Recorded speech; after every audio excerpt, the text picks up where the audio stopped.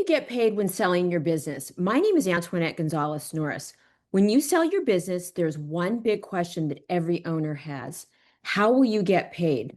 Every deal is structured differently, but here are the four most common ways that sellers receive payment. Number one, cash at closing. This is the simplest and fastest option.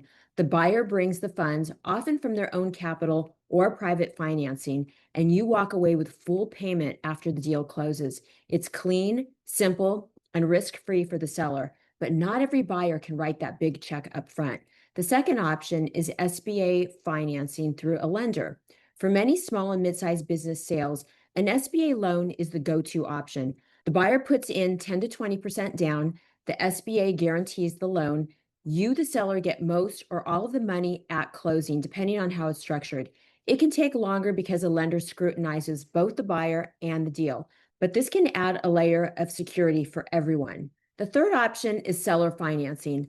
I've had deals where the seller had a lot of personal expenses running through the business, things like vacations, vehicles, or even a second home.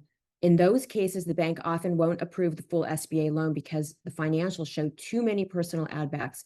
That's where seller financing comes in. The buyer pays you over time with interest. It can help close the deal faster, and you have a lot of flexibility on interest rates, terms, and maturity dates. The fourth option is equity rollover. In certain deals, especially with private equity or investors, you might keep a percentage of ownership in the company after the sale.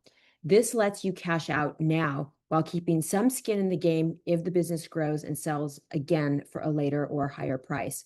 But whether it's cash up front, SBA financing, seller financing, or an equity rollover, there's more than one way to structure your payday when selling your business.